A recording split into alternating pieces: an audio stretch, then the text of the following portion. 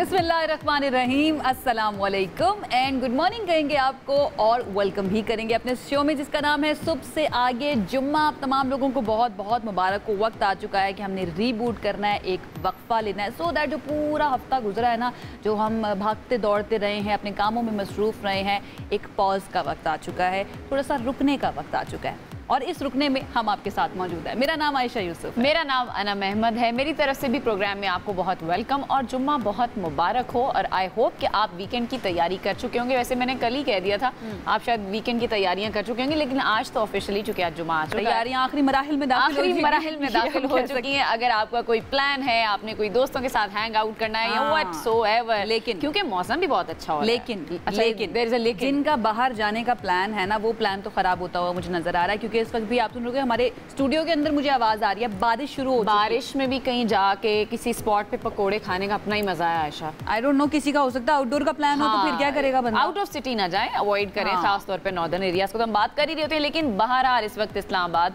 और रावलपिंडी में जो है वो बारिश हो रही है। इस्लामाबाद में तो कम से कम हो रही है, हम सुन भी सकते हैं। इस वक्त स्टूडियोज में आवाज़ें भी आ रही हैं शदीद बारिश की। इस्लामाबाद की तो हम बात कर ही रहे हैं, इसके साथ साथ मुल्क के मुख्तलिफ इलाकों में आज से बारिशों के नए सिलसिले की पेशगोई की गई है। इस्लामाबाद, लाहौर, पेशावर और कोयटा में मूसलाधार बारिशों का इम्कान है। लाहौर की बात करें तो वहाँ पर भी बादल बरस पड़े हैं, कई इलाकों में बारिश हुई है। कराची में एयरपोर्ट के अतराफ हल्की बारिश और आज़ाद कश्मीर और गिलगित बल्तिस्तान में भी बारिश की पेशगोई की गई है। आपके इलाके लाहौर में भी बारिश, मेरे इलाके, मेरे पिंड कहती हूँ मैं, मेरे पिंड में भी बारिश हो रही है। बहरहाल जी, हम दुआ ये करते हैं कि ये बारिश जो है रहमत की बारिश बनकर आए, इससे नुकसान ना हो, अल्लाह ना करे। इससे पहले स्पेल्स के अंदर जो हम नुकसान देख चुके हैं, अब वो मुझे लगता है काफ़ी हैं, इससे ज़्यादा नहीं होना चाहिए। खैर, NDMA का 3 अगस्त तक शदीद बारिशों का अलर्ट जो है वो भी सामने आया है। NDMA ने 3 अगस्त तक शदीद बारिशों के बारे में कहा है कि तमाम लोगों ने बहुत एहतियात करनी है क्योंकि ज़्यादा बारिशें हो सकती हैं, पहाड़ी इलाकों में सैलाब आ सकता है और लैंड स्लाइडिंग की वार्निंग भी जारी की गई है। अब ये सबसे इंपॉर्टेंट लाइन जो है ना, मैं कहने लगी हूँ, ये स्टेटमेंट में कहने लगी हूँ, तमाम वो लोग जो प्लान कर रहे हैं कि उनको नॉर्दर्न एरियाज़ की तरफ जाना है या उन इलाकों की तरफ जाना है जो कि पहाड़ी इलाके हैं, भाई प्लीज़ अल्लाह का वास्ता है मत जाइएगा क्योंकि सैलाब आ सकता है। और अब तो NDMA की तरफ से तो मेरे ख्याल से छुट्टियां भी खत्म होने वाली हैं, ये शायद गवर्नमेंट ने एक्सटेंड कर दी हैं बच्चों की छुट्टियां। आई डोंट नो, बट जो भी है छुट्टियां हैं तो आप घर बैठे एंजॉय करें, फैमिली के साथ एंजॉय करें। बारिशें आपके अपने शहरों में भी हो रही हैं, मत जाएं इन इलाकों में क्योंकि और ज़राए ढूंढ लीजिए अपनी तफरीह के लिए ना, और अपने बच्चों को एंटरटेन करने। आपकी नज़र में तफरीह के ज़राए क्या हैं? तफरीह के ज़राए आप अपने बच्चों को लेकर बाहर घूमने के लिए जा सकते हैं। आप कोई अच्छी अगर मूवी आई है उनको वो दिखा सकते हैं, उनके साथ आप कुछ खेल कूद कर सकते हैं या नानी के घर जा सकते हैं। मेरे लिए सबसे आसान हल होता है नानी के घर चले जाना या कोई पार्टी प्लान कर लें, कोई बारबेक्यू कर लें, कुछ भी गेट टुगेदर करके कुछ जो है ना वो आप अपना वक्त अच्छा गुजार सकते हैं।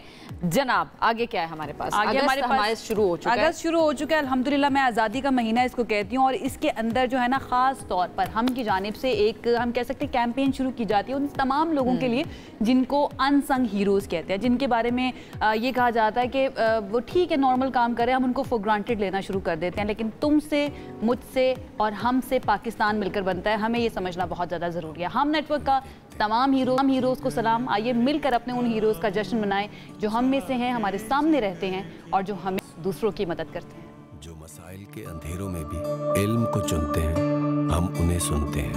अलम रसीदा हूँ, दामाने तर की बात सुनो, उम्मीदे शहर की बात सुनो, उम्मीदे शहर की बात सुनो। जो खतरों की राह में तन्हा चलते हैं, हम उनके साथ चलते हैं। जुबां बुरीदा हूँ, ज़ख्मे गुलू से हर्फ करो। जो शाबाशी नहीं पाते, ये वो अनसंग हीरोज़ हैं जिनकी हम बात कर रहे हैं, जो खुद धूप में खड़े होते हैं और दूसरों के लिए जो है वो साया बनते हैं, जहालत के अंधेरों में इल्म की शमा को रोशन करते हैं, वक्त और कानून की पाबंदी करते हैं, सफाई की मिसाल बनते हैं। क्योंकि तुमसे, मुझसे, हमसे पाकिस्तान है, तो हम सब ने ना सिर्फ 14 अगस्त को सेलिब्रेट करना है बल्कि पूरे जो महीना है ना अगस्त का, उसको सेलिब्रेट करना है। और इस दफ़ा तो जो आज़ादी का जश्न है वो डबल इसलिए भी होने वाला है कि पाकिस्तान ने ताज़ा जो जंग में विक्ट्री हासिल की है ना, उसने मज़ा जो है ना वो दोबाला कर दिया है इस जश्न आज़ादी का। तो याद करके ना बड़ा मज़ा आना शुरू, गूज़बम्स आ रहे हैं मुझे तो अभी से आना शुरू हो गया। बहरहाल जी, उम्मीदें शहर की बात सुनो, ये बड़ा ज़रूरी है। उन लोगों को क्रेडिट देना, उन लोगों को सेलिब्रेट करना जो हमारे इर्द गिर्द होते हैं, जो खामोशी से अपना काम चले जा रहे हैं और हम शायद उनको फॉर ग्रांटेड, जैसे मैं पहले भी कह चुकी, वो लेते रहते हैं, बट वो उनके अपने काम के दौरान ही हम ये देखते हैं कि वो दूसरों की ज़िंदगियां जो है ना वो किस तरह से आसान करें। तो उन तमाम लोगों को हमारी तरफ से, हम नेटवर्क की तरफ से बहुत बहुत सलाम, और हम कोशिश ये करेंगे कि इस पूरे महीने के अंदर इस तरह के अनसंग हीरोज़ को बुलाते भी रहें और उनकी ज़िंदगियों को सेलिब्रेट भी करते रहें। अच्छा, अब कुछ हीरोज़ की क्योंकि बात हो रही है तो इंपॉर्टेंट हीरोज़ का जिक्र कर लें। इंपॉर्टेंट हीरोज़ का और उन नामों का जिक्र करते हैं जो सबसे ज़्यादा मकबूल रहा है। मैं इंग्लैंड की बात कर रही हूँ, जहाँ पर मोहम्मद जो है वेल्स और इंग्लैंड में मुसलसल दूसरे बरस भी मकबूल तरीन नाम रहा है। इंग्लैंड और वेल्स में मोहम्मद मुसलसल दूसरे साल से साल सबसे ज़्यादा रखा जाने वाला लड़कों का नाम बन गया है। यानी वहाँ पर लोग जो हैं, मुसलमानों की एक बड़ी तादाद है, ना सिर्फ पाकिस्तान, इंडिया, बांग्लादेश, बल्कि दुनिया भर के मुसलमान, और ये नाम तो मेरे ख्याल से दुनिया भर में रखा जाने वाला है, if I am not mistaken, ज़्यादा रखा जाता है। कहा ये जाता है, लेकिन बरतानिया की तरफ से तो आई एम श्योर, और अब तो ये बरतानवी महकमा शुमारियात भी कह रहा है, उनके स्टैट्स भी ये कह रहे हैं कि मोहम्मद वो नाम है जो सबसे ज़्यादा रखा गया है इस साल भी। इस डेटा के मुताबिक मोहम्मद जो है इंग्लैंड और वेल्स में मकबूल तरीन नाम रहा है। 2024 में इंग्लैंड और वेल्स में नौमौजूद लड़कों के जो नाम रखे गए थे उनमें मोहम्मद सर फहरिस्त है, और 2023 की अगर बात करें तो उसमें भी मोहम्मद मकबूल तरीन नाम रहा था। ये नाम 2016 से टॉप 10 की फहरिस्त में चला आ रहा है, और ये 2022 के अंदर भी हमने देखा था कि टॉप 10 में ही। अच्छा, मोहम्मद के साथ हम नाम वैसे लगाते हैं, एशियन तो जो कंट्रीज है जैसे मोहम्मद कासिम है, मोहम्मद, लेकिन वहाँ पे वो कंसिडर कर लेते हैं जो पहला लफ्ज है ना वही आपका नाम। अच्छा, मोहम्मद हम जानते हैं बहुत ही मुकम्मल नाम है, खूबसूरत नाम है, तो वो सिर्फ जो है ना सिर्फ उसको सरनेम के तौर पर नहीं लेते, बबल्कि एक मुकम्मल नाम के तौर पर भी लेते हैं। एक और अच्छी खबर है, आज अच्छी खबरों का दिन है। पेट्रोल जो है वो 7 रुपए 54 पैसे फी लीटर सस्ता हो गया है। नई कीमत 264 रुपए 61 पैसे फी लीटर हो गई है। कहने को तो ये भी बहुत ज्यादा है, लेकिन कुछ तो चलें कमी हुई है ना। डीजल की बात करें तो उसके अंदर 1 रुपया 48 पैसे फी लीटर इजाफा हुआ है, और डीजल की कीमत 285 रुपए 83 पैसे फी लीटर मुकर्रर कर दी गई है, और वफाकी हुकूमत ने नोटिफिकेशन भी जारी कर दिया। अच्छी बात है, पेट्रोल कम हुआ है, लोगों को चलें कुछ तो रिलीफ मिलेगा। अगर लोगों से आप जाके पूछना शुरू कर दें कि भाई इतना काफ़ी है, तो कोई भी सेटिस्फाइड तो नहीं होगा, लेकिन एटलीस्ट मेरा सवाल है, मेरा सवाल ये है कि अभी 7 रुपए से ज्यादा कीमतें कम हुई है पेट्रोल की, तो बाकी चीजों की कीमतें भी क्या इसी तरह से कम होंगी? ये वाकई एक बड़ा सवाल है, और ये होता नहीं है। वैसे मैंने तो कोई पीछे आती हुई जो प्राइसेस है वो नहीं देखी, बढ़ती हुई देखी है। बचपन से जब से हम जो है ना काम कर रहे हैं मीडिया में, तब से हमने पाकिस्तान हमेशा से नाजुक मोड़ से गुजर रहा है। आगे बढ़ते हैं। हमारी जो सियासत है वो भी तरह तरह के मोड़ों से गुजर रही होती है। राइट नाउ कौन सा मोड़ है, जरा उसकी बात कर लेते हैं। बड़े अदालती फैसले हुए हैं, बड़ी सजाएं और शदीद रद्द-ए-अमल भी अब सामने आ रहा है। फैसलाबाद की इंसदाद दहशतगर्दी अदालत ने 9 मई के 3 मुकदमात में पाकिस्तान तहरीक इंसाफ के सरकर्दा रहनुमाओं उमर अयूब, जो कि कौमी असम्बली के अंदर अपोजिशन लीडर हैं, शिबली फराज जो कि सेनेट के अंदर अपोजिशन लीडर हैं, जरताज गुल और साहिबजादा हामिद रजा समेत 196 अफराद को सजाएं सुनामी चल पड़ा जी। तहरीक इंसाफ पर सजाओं का गुज़श्ता रोज़ जो फैसले सामने आए हैं, इनमें से 178 अफराद को 10-10 साल कैद की सजा सुनाई गई है, जबकि सिर्फ 77 मुल्ज़िमान ऐसे हैं जिनको बरी कर दिया गया है। दूसरी जानिब इस्लामाबाद की इंसदाद दहशतगर्दी अदालत ने 26 नवंबर के केस में PTI के 50 से ज़ायद रहनुमाओं के वारंट गिरफ्तारी भी जारी कर दी हैं, जिनमें से सबसे सरे फहरिस्त अगर हम बात करें तो साबिक सदर आरिफ अलवी हैं, हम्माद अजहर हैं, असद कैसर हैं, अलीमा खान हैं, शिबली फराज हैं, सलमान अकरम राजा हैं, मुराद सईद का भी नाम है, और जैन कुरैशी जैसे बड़े बड़े नाम भी इनमें शामिल हैं।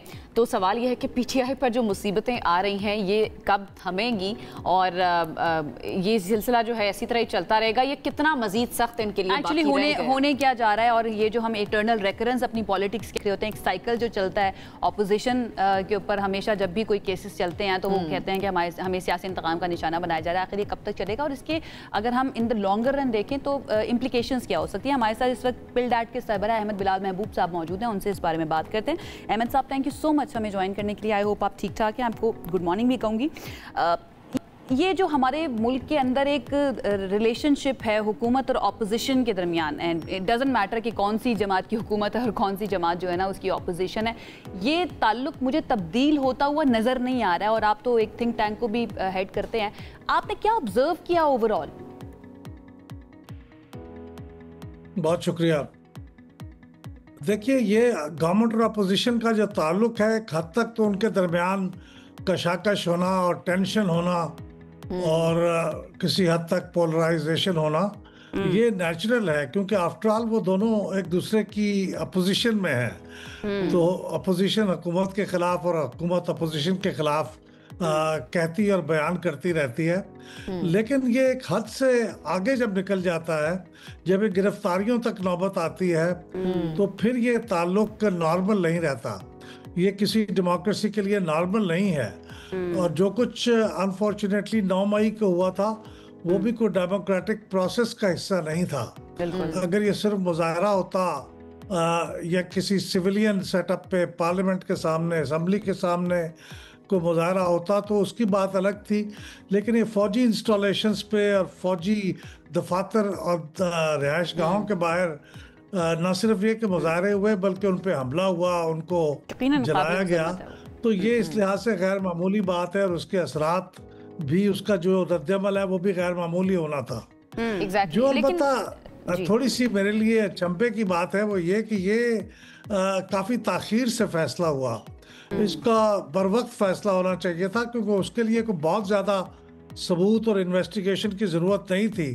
लेकिन इतना अरसा गुजर जाने के बाद ये चूँकि हुआ है, तो लोगों के जहनों में उस वाक़े की शिद्दत कुछ कम हो गई है मेमोरी के अंदर, और अब उनकी किसी हद तक हमदर्दियाँ होंगी इन लोगों के साथ जिनको सजाएं हुई हैं।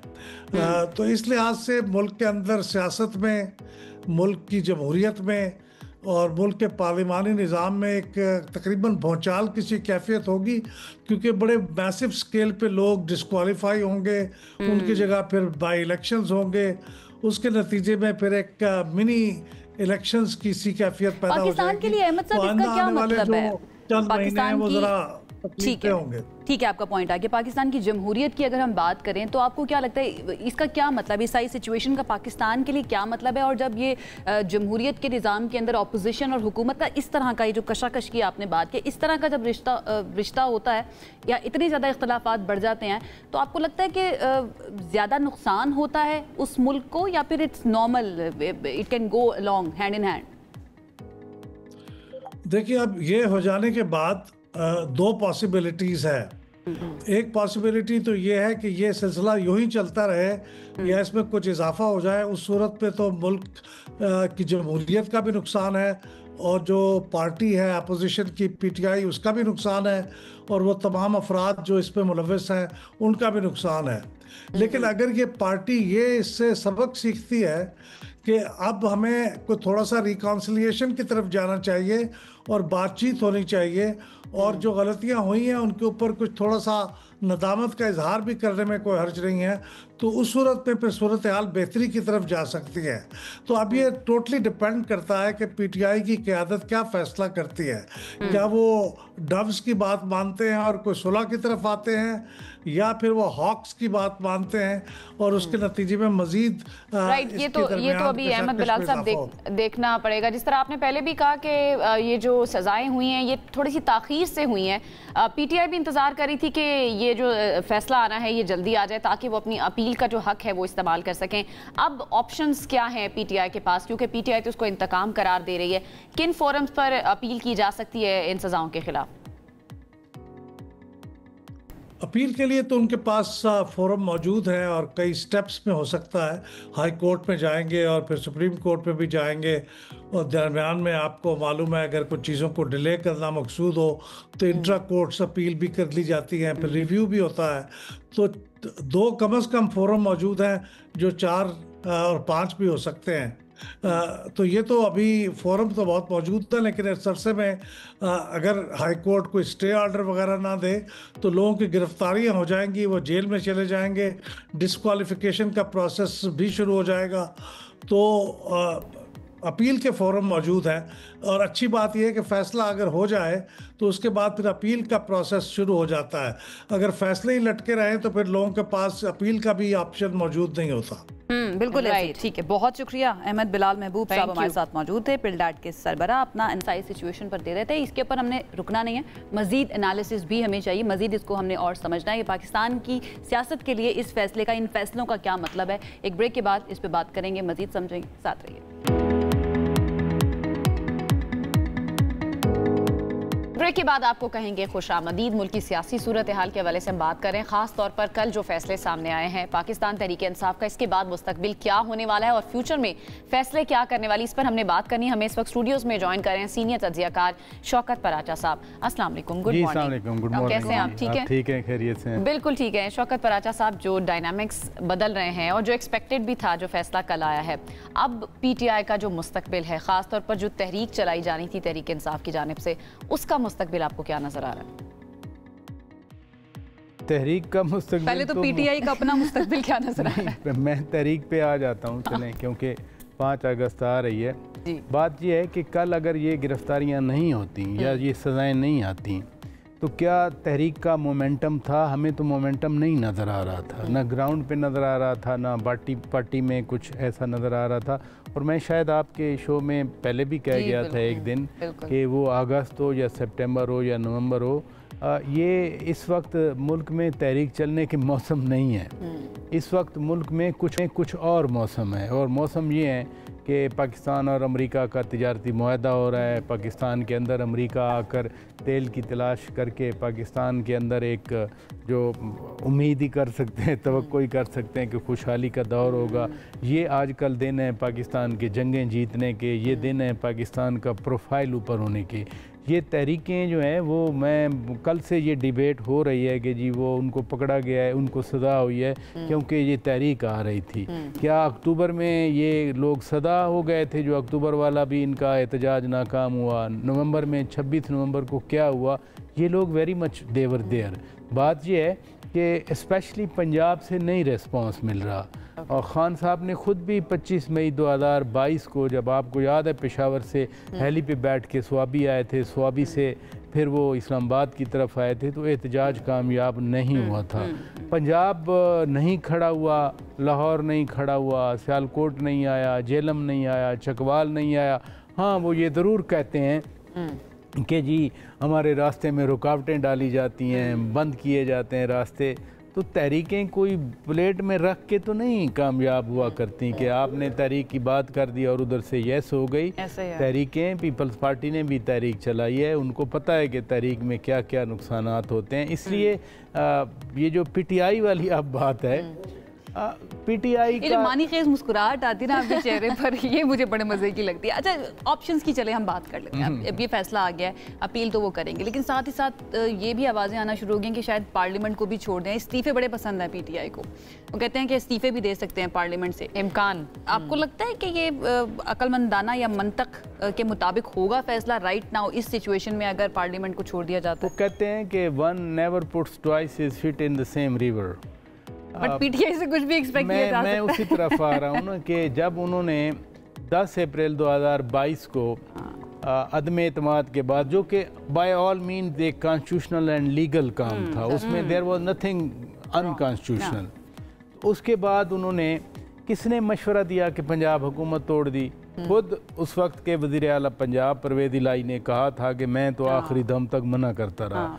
किसने मशवरा दिया कि खैबर पख्तूनख्वा की हुकूमत तोड़ दी? किसने मशवरा दिया? इतना बड़ा प्लेटफॉर्म पार्लियामेंट का कि आपने कौमी असम्बली से इस्तीफे दे दिए, लेकिन सेनेट से नहीं दिए थे। तो वो जो आप कह रही हैं ना कि कुछ भी एक्सपेक्ट किया जा सकता है, वो कुछ एक्सपेक्ट, यानी आप अपनी हुकूमतें गिरा रहे हैं और उसके बाद पकड़ धकड़ आपकी होनी है। आपके लोगों को ज़मान पार्क में क्या होता रहा, वेरी अनफॉर्चुनेट हमारी हिस्ट्री में कि 9 मई को जो कुछ हुआ, जिसमें सज़ाएं मिली, वेरी अनफॉर्चुनेट। और फिर वो शेख रशीद साहब कल कह रहे थे कि राशिद शफीक तो थे ही नहीं, फैसलाबाद से हमारा ताल्लुक भी नहीं है। इसलिए सियासतदानों को इतनी बड़ी तादाद में सज़ा होना, but at the same time आप ये भी तो देखें, कल से कह रहे हैं कि ये फैसला गलत है, अदालत ने गलत दिया फैसला। अदालत ने रिहा भी तो किए हैं। अदालत ने कोई 77 लोगों को रिहा भी किया है कि उनके खिलाफ कुछ एस्टेब्लिश नहीं हुआ।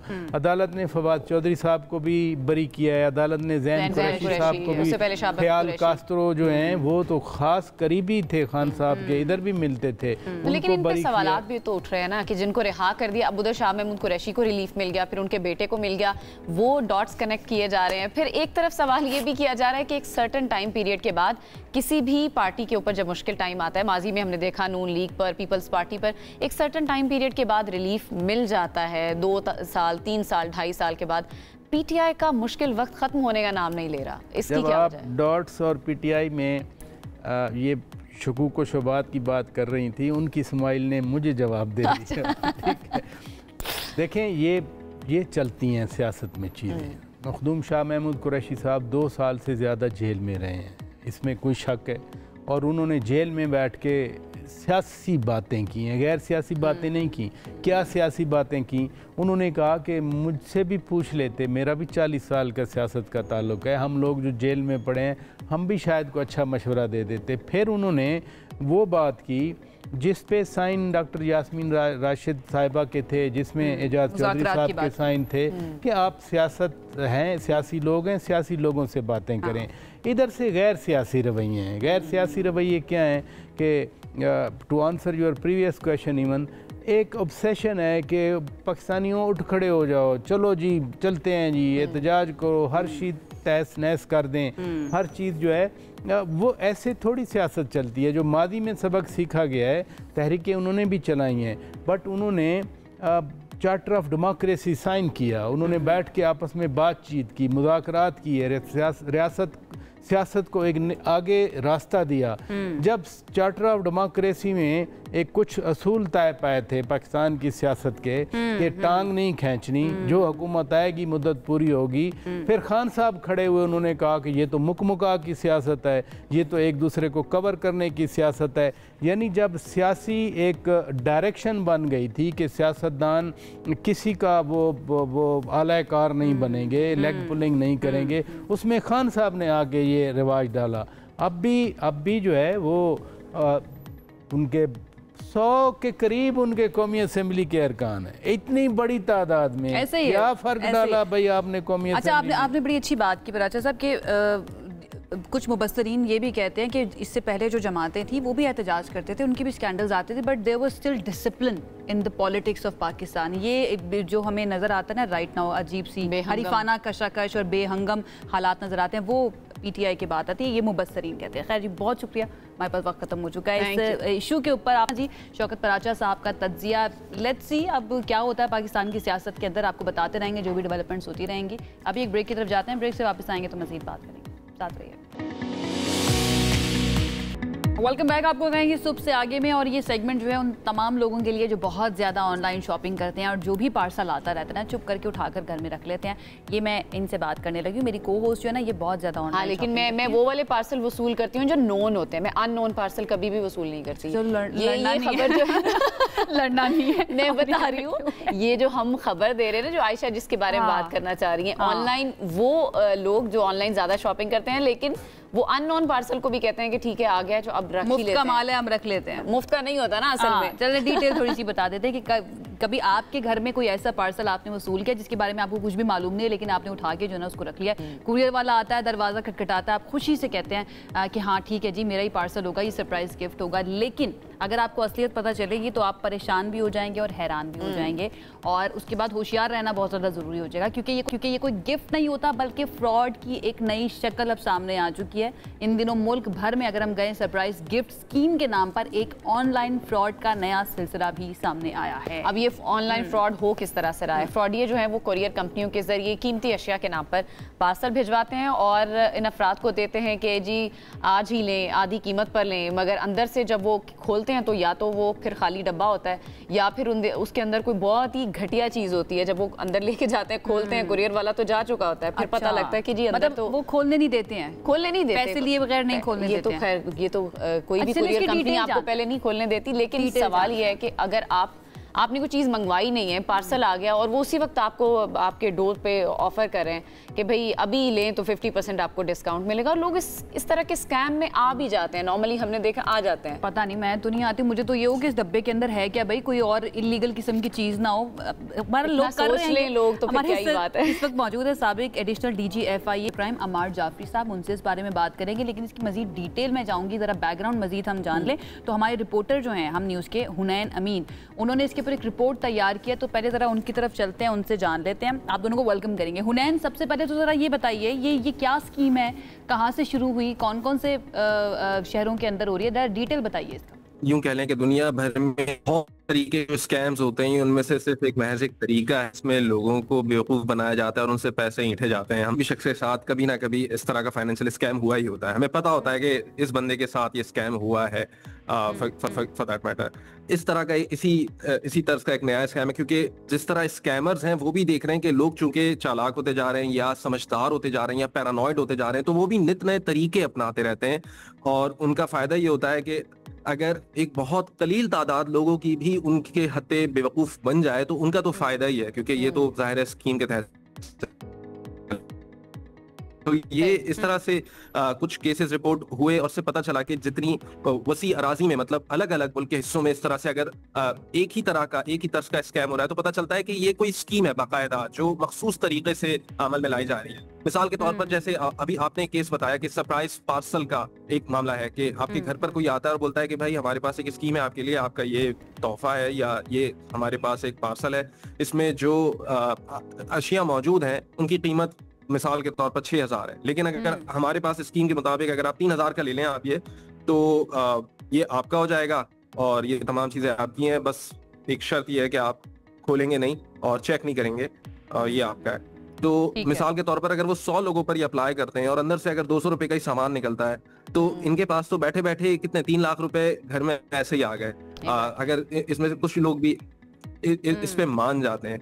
और इसका सबसे इसकी डाउनसाइड ये कि इसकी शिकायत, इंटेलिजेंस की तो हमें दाद देनी चाहिए ना, कितना बैठ के सोचते होंगे किस तरह से नए तरीके से हमें स्कैम करना है लोगों को। अमार जाफरी साहब की तरफ चलते हैं। अमार साहब, मुझे ऐसा लगता है जितने भी स्कैमर्स हैं ये सबसे पहले तो माहिर नफ्सियात होते हैं, लोगों की नफ्सियात को समझते हैं कि लोग किस तरह से जो है ना वो उनको हम अपनी तरफ खींच सकते हैं और पैसे जो है ना उनसे ऐंठ सकते हैं। What do you think about it? लोग इस तरफ क्यों जाते हैं? इतनी अनसर्टेनिटी होने के बावजूद लोग कहते हैं कि ठीक है, ये अगर इस तरह से कोई ऑफर आ रही है तो हम इसको ले लेते हैं। अच्छा साहबा, एक तो बहुत शुक्रिया मुझे अपने प्रोग्राम में रहने का। पहली बात तो ये है कि कहते हैं दुनिया में अगर एक लालची भी जिंदा है तो फ्रॉडियों का काम चल रहेगा। मैं रिपीट कर रहा हूँ अपनी बात। इसका मतलब है ये ह्यूमन साइकी है। अच्छा, ये जो आपने बिल्कुल सही फरमाया कि जो साइकोलॉजी अप्लाई करते हैं वो कहाँ से करते हैं? इनके वो डाटा मिल जाता है कौन लोग हैं जो सोशल मीडिया पे ज़्यादा एक्टिव हैं। इसे सोशल इंजीनियरिंग कहते हैं। They keep on watching people कि जो चीज़ों के बारे में मालूमात ले रहे होते हैं तो उन्हीं को टारगेट करते हैं। ठीक है जी। सवाल ये पैदा होता है ये कब से हो रहा है? कहते हैं जब से ये दुनिया कायम है यही काम हो रहा है। 1860 के अंदर अंग्रेज़ एक कानून लेकर आया था, 1860 के अंदर, आपके सामीन के लिए। उसका नाम था एंटी ठगी एक्ट। एंटी ठगी एक्ट। मैं चाहूँगा आपके सामने से गूगल करके देखिए, अभी भी मौजूद है इंटरनेट के ऊपर। वो क्या था? ठग लूट रहे थे लोगों को। अब ये सारे जो ना जो ये आप इनके नाम ले रही हैं ये सब मॉडर्न ठग हैं ये ना। ठीक है। अच्छा, अब इसमें ख़तरनाक काम क्या है? खतरनाक काम किया है कि आपको एक अगर 2-4 दफ़ा आपका कॉन्फिडेंस बिल्ड हो गया उनके साथ तो आपको एक व्हाट्सएप मैसेज करेंगे कि जी आपका पैकेट आ गया है, ये नंबर है, ज़रा काइंडली इसके ऊपर हमें जवाब दें, आपको मिल गया है, तो फिर हम आपको पैकेट डिलीवर करते हैं। और जो ही वो आपने जो व्हाट्सएप का 4 डिजिट नंबर है वो उनको आपने ट्रांसफ़र किया, जो आपको भेजेंगे तो आपका व्हाट्सएप गया। उसके बाद आपके व्हाट्सएप में अगर मतलब 1000 लोग हैं, सबको एक मैसेज आएगा आपकी तरफ से कि जनाब मैं फंस गई हूँ, मैं फंस गया हूँ, मसले हो गए हैं, ये काइंडली मुझे। और मांगते वो कम पैसे हैं, 2, 4, 6 हज़ार रुपये, ताकि आदमी इंक्वायरी भी ना करे, उनको मिल जाते हैं। तो इसे कहते हैं डायनामो इफेक्ट। जो फ्रॉडी होते हैं ना वो स्टडी करते रहते हैं लोगों को। अच्छा, वो कोई 10-20 हज़ार का डाटा अपने पास रखते हैं। अब वो रोज़ आना सुबह उठ के 400-500 लोगों को टारगेट करते हैं और एंड में आराम से रात को पैसे कमा के हम अपने मसाइल का शिकार होते हैं, खर्चों के लिए वो एंजॉय कर रहे होते हैं। जो ये कुरियर कंपनीज के थ्रू होने वाला मामला है, कुरियर जाता है आपके डोर पे, आपके दरवाजे पे जाता है और फिर लोग उसको रिसीव करते हैं, क्या कुरियर कंपनीज भी इसमें कहीं ना कहीं कुछ इन्वॉल्वमेंट उनकी है? और अगर कुरियर कंपनी की इन्वॉल्वमेंट नहीं है, लोग शिकायत कर रहे हैं फिर उन कंपनीज को, तो क्या वो फिर सीरियस लेते हैं, इस पर कोई एक्शन भी करते हैं? देखिए, डाटा ब्रीच हर जगह हो सकता है। जो आपकी कोरियर कंपनी वो करती हैं cash on delivery, that is called COD, cash on delivery. मैं खुद 50 चीज़ें मंगाता हूँ, मुझे कभी कोई मसला नहीं हुआ। उनका बंदा आता है, कहता है जी ये किताब आई है, चीज़ आई है, पैसे दे ले लें। बाकी अगर आपके घर में मुलाजिम है, आप नहीं भी हैं, तो वो दोबारा आ जाते हैं। That is stable. पूरी दुनिया में कैश ऑन डिलीवरी चल रही है। लेकिन मैंने ये ऑब्जर्व किया है कि जो कोरियर कंपनी का डाटा है ना, ये उनके एम्प्लॉयज़ की तरफ से या कहीं कहीं से कोई लीक हो रहा है, जिसकी वजह से वो उन लोगों को अप्रोच कर रहे हैं जिनकी चीज़ें ज़्यादा आती हैं। बाकायदा बिकता है। ये जो डाटा सिक्योरिटी डेटाज हैं ये बिकते हैं, आप ज़्यादा बेहतर जानते हैं। आप सही कह रही है, डार्क वेब पे बिक रहा है। नहीं, आई एग्री विद यू, बिक रहा है ये डार्क वेब। बिल्कुल। अच्छा अमार साहब, आपने एक बड़ी अच्छी बात की कि जो जितने भी स्कैमर्स होते हैं ये लोगों को स्टडी करते रहते हैं। तो आपके नज़दीक वल्नरेबल लोग ज़्यादातर कौन से होते हैं? वो कौन सी गलतियां कर रहे होते हैं कि वो स्कैमर्स की नज़र में आ जाते हैं एंड देन वो अगले अपने टारगेट के लिए ना उनको संभाल के रख लेते हैं कि अगला मैं स्कैम बनाऊंगा तो मैंने इस तरह के लोगों के साथ। प्रोफाइलिंग किस तरह से करते हैं, ज़रा उसके बारे में बताइएगा। नंबर 1, रिटायर्ड लोग। Let be very frank with you, retired लोगों के पास पैसा होता है, पेंशन का मिला होता है नया। पहली बात ये है। और वो उनको ऐसी अट्रैक्टिव ऑफर देते हैं कि जी ये थोड़ी सी इन्वेस्टमेंट है, ये कर दें, आपको ये मिलेगा। पहली बात तो ये है। नंबर 2, घरेलू ख़वातीन जो अपने ख़र्चे में परेशान होती हैं, उनको कोई ऐसी डील देते हैं कि आप ये कर लें तो आपको ये मिलेगा। नंबर 3, वो यूथ जो कि एक्साइटेड होती है कोई ऐसा काम करने में जिससे क्विकली पैसे कमा ले। ये वो तमाम लोगों को टारगेट करते हैं। बच्चियों को टारगेट करते हैं ड्रेसेस के लिए कि ये आपको फला माल से मिलेगा, 8,000 रुपये के अंदर ये सूट हम आपको 4,000 रुपये का दे रहे हैं। तो ये स्टडी करते हैं इंटरनेट ओपन को। ठीक है जी, ये देखें ना, हमारे जितने भी लोग हैं लिंक्डइन पे हैं, इंस्टाग्राम पे हैं, फेसबुक पे हैं, ये मौजूद है ना इसके अंदर। They keep on watching them. अब वो उनका डाटा स्टोर करते रहते हैं। और फिर इस वक्त किसी का भी सेल फोन लेना कोई बड़ी बात नहीं है, हालांकि ये मुश्किल काम होना चाहिए, क्योंकि उसको आपके लोग व्हाट्सएप ग्रुप को ज्वाइन करेंगे फ्री को, वहीं से वो आपको एक मैसेज करेंगे, वहाँ से आपका डाटा ले लेंगे, स्कैमिंग शुरू कर देंगे उसको। बिल्कुल सही है। ठीक है, हुनैन से भी मैं एक आखिरी सवाल करना चाहूँगी। हुनैन, ये बताइए, ये जो सरप्राइज गिफ्ट वाला मामला है, ये किसी एक शहर में हो रहा है या ये पूरे पाकिस्तान में ये वाला स्कैम इस वक्त हो रहा है? और इन्वेस्टिगेशन में पुलिस ने किसी को गिरफ्तार किया है? कुछ अभी तक सामने आया है, ये भी बता दीजिएगा। तो इसको समझने के लिए एक और बात भी यहाँ पे, पहले तो ये कि ये इसका पूरा स्केल अभी तक नहीं पता चला, लेकिन इसके चूंकि मुतफर्रिक केसेस सामने आए हैं और अलग अलग जगहों से आए हैं, तो हाँ ये बात तो तय है कि ये मुनज़्ज़म चीज हो रही है और ये अलग अलग जगहों पे हो रही है। पहली बात। दूसरी बात ये कि इस तरह के जो अभी तक हमने जो बात की है वो रिसीविंग एंड के मसाइल की तो बात की है कि हम वर्नेबल लोग हैं, हमारे साथ ये स्कैम्स हो जाते हैं, हमारी कमजोरियां, और ये बहुत दुरुस्त बात है कि हम इन चीजों की निशानदेही करनी चाहिए। लेकिन ये भी देखना चाहिए कि इतने सारे नंबर्स लोगों के पास आते कहाँ से हैं कि वो उन पे अपना इजी पैसा या जैज कैश डिजिटल वॉलेट्स भी बना लेते हैं और सारी स्कैमिंग वहां से कर लेते हैं। तो यहाँ पे समझने की बात यह है कि state bank of Pakistan regulate करता है बैंकिंग को, वो उसको देखना चाहिए कि ये जो बैंक्स मेरे नाम पर या मेरे अंडर, मेरी रेगुलेटरी के अंडर खुले हुए हैं, ये किन लोगों के हैं और इनमें किस तरह की ट्रांजैक्शंस हो रही हैं। दूसरी बात, पीटीए को देखना चाहिए, इतने सारे नंबर्स इतने लोगों के नाम पर रजिस्टर्ड हैं, ये अगर हम इंप्रेशन से हुए में हैं तो ये कौन लोग हैं। तो इसका हमें पता चलता है कि किसी भी एक इदारे के पास मुकम्मल मैंडेट या मुकम्मल दूसरी जगहों का डेटा नहीं है। फॉर एग्जांपल, स्टेट बैंक के पास पीटीए का डेटा नहीं है कि पीटीए से ये वेरीफाई कर ले कि हाँ भाई ये नंबर्स जो लोग इजी पैसा या अकाउंट्स दूसरे खोल रहे हैं, मोबाइल वॉलेट्स खोल रहे हैं, क्या ये नंबर वेरीफाइड हैं या उन्हीं लोगों के नाम पर हैं जिनके नाम पे रजिस्टर्ड हुए हैं। या मिसाल के तौर पर जब बेनजीर इनकम सपोर्ट प्रोग्राम या पीओएस के नाम पे जितनी खवातीन को फंड्स दिए जाते हैं उनसे थंब इंप्रेशन लिया जाता है।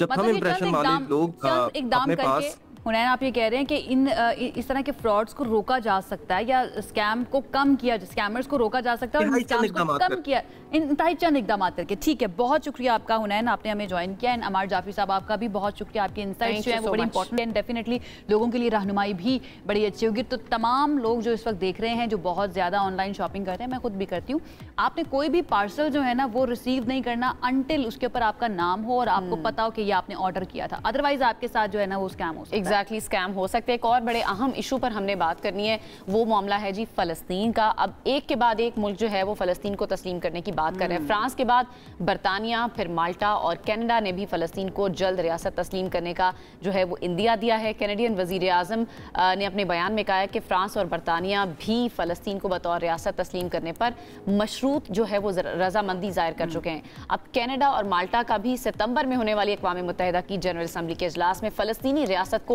को मशरूत तौर पर तस्लीम करने का इरादा है। लेकिन सवाल ये कि मशरूत शराइत क्या रखी जा रही हैं और वो भी इतना लंबा टाइम पीरियड क्यों दिया जा रहा है? मेरा सवाल कुछ और है। मेरा सवाल ये है कि अचानक से ऐसी क्या तब्दीली हुई है कि सब जो है ना वो फ़लस्तीन को तस्लीम करने के लिए तैयार हो गए। ऑल्दो वहाँ पर अब लोग नहीं बचे हैं, कुछ जगह नहीं बची है उसको तस्लीम करने के लिए, उसको रियासत आई डोंट नो कहा जाना चाहिए राइट नाउ या नहीं कहना चाहिए।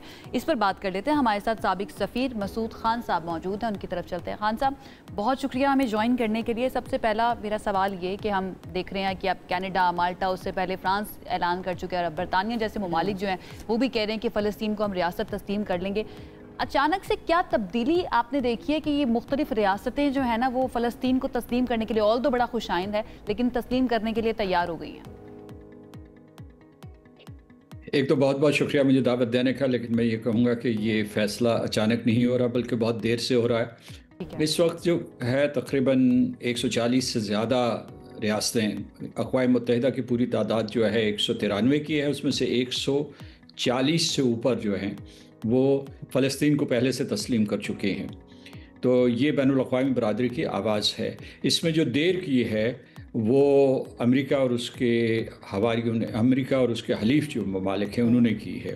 उसमें ख़ास तौर से जो फ्रांस और बरतानिया शामिल हैं। और दूसरी बात यह है कि मैं ये कहूँगा कि अचानक नहीं है। अक्टूबर 2023 से अब तक जितनी गज़ा में तबाहकारी हुई है और बैनुल-अक़वामी कानून की धज्जियाँ बिखेर दी गई हैं, उसके अलावा ये है कि इस वक्त पूरे के पूरे गज़ा के लोग फाका कशी का शिकार हैं और तकरीबन 1000 अमवात जो हैं वो इस वजह से हो चुकी हैं कि जो गज़ा ह्यूमैनिटेरियन फाउंडेशन थी, जिसमें अमेरिका और इसराइल ने अपना इजारा कायम किया और लोगों को वहाँ न सिर्फ भूखे मारा है बल्कि उनको जो इमदाद लेने के लिए आते हैं उनको भी कत्ल कर देते हैं। तो इस वजह से ये है कि हम ये नहीं कह सकते कि जी एकदम बैनुल-अक़वामी ज़मीर जागा है।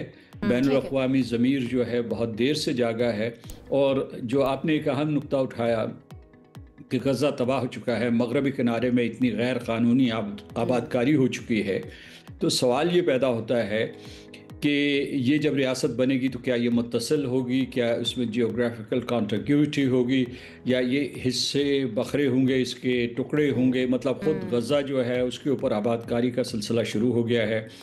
और मगरबी किनारा जो है उसमें बेशुमार वहाँ तकरीबन 6 लाख के करीब यहूदी इलाके आबाद किए जा चुके हैं जो पूरे के पूरे फ़लस्तीनी आबादी को टेरराइज़ कर रहे हैं। आपने कहा ये एकदम नहीं हुआ, ये ममालिक ने एकदम फैसला नहीं किया, लेकिन ये जो टाइम पीरियड दिया जा रहा है सितंबर तक का, ये टाइम पीरियड फ़ौरन क्यों तस्लीम नहीं किया जा रहा? अगर फ़ौरन तस्लीम कर लिया जाए तो आपको नहीं लगता कि कुछ बेहतरी आ सके फ़लस्तीनियों की हालत ज़ार में? नहीं, देखिए, आपने ये कहा है, आपने ख़ुद ही ये सवाल उठाया कि अगर वो तस्लीम भी कर लेंगे तो इससे ज़मीनी हक़ाइक़ में कैसे तब्दीली आएगी, और नहीं है आ रही है उसकी वजह से कि अमेरिका जो सबसे ताकतवर मुल्क है और जो वीटो विल्डिंग पावर है सलामती काउंसिल में, उसने तो अभी तस्लीम नहीं किया, वो तो इसराइल के साथ खड़ा है। तो इसलिए ये है कि वो अब करें या अक़वाम मुत्तहिदा के जनरल असम्बली के इजलास में करें। जनरल असम्बली के इजलास में करेंगे तो उसकी इलामती अहमियत ज़्यादा होगी। आपको ये मालूम है शायद कि फ़लस्तीन पहले ही अक़वाम मुत्तहिदा में ऑब्ज़र्वर स्टेटस रखता है, जिसका मतलब ये है कि उसकी वहाँ मौजूदगी है और अक़वाम आलम उसे सुनती हैं, सलामती काउंसिल हो या उसके जनरल असम्बली हो।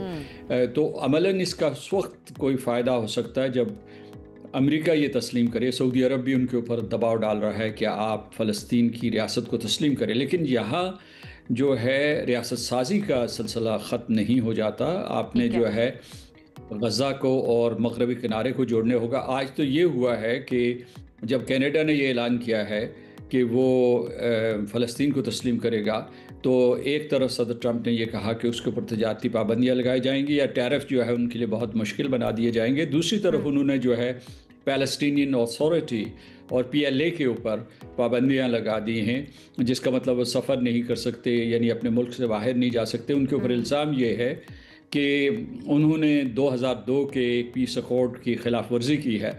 क्या खिलाफ वर्जी की है? उन्होंने ये किया है कि वो अपना मुकदमा जो है ICC में ले जा रहे हैं या उसके लिए ICJ में ले जा रहे हैं, 2 आलमी अदालतें जो हैं।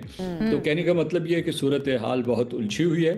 ठीक है, तो और बैनुल-अक़वामी निज़ाम हम समझें क्या, ये जो अब ममालिक सामने आ रहे हैं वो कहते हैं कि हम फ़लस्तीन को रियासत के तौर पर तस्लीम करने के लिए तैयार हैं, ये सिर्फ सिंबॉलिकली होगा या फिर प्रैक्टिकली भी इसके अंदर कोई तब्दीली आ सकती है, या फ़लस्तीन की हालत के अंदर कुछ तब्दीली आ सकती है? एंड देन कुछ कंडीशंस की भी बात करें कि मशरूत तौर पर तस्लीम किया जाएगा, उसके बारे में भी मैं आपकी राय चाहूँगी।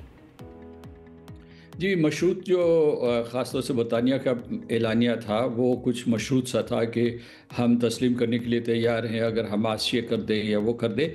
लेकिन बाकी जो हैं ममालिक, उन्होंने, फ़्रांस ने इस किस्म की कोई शर्त नहीं लगाई, कनाडा ने नहीं लगाई, माल्टा ने नहीं लगाई, स्पेन ने नहीं लगाई, उसके बाद कई और ममालिक, आयरलैंड ने नहीं लगाई।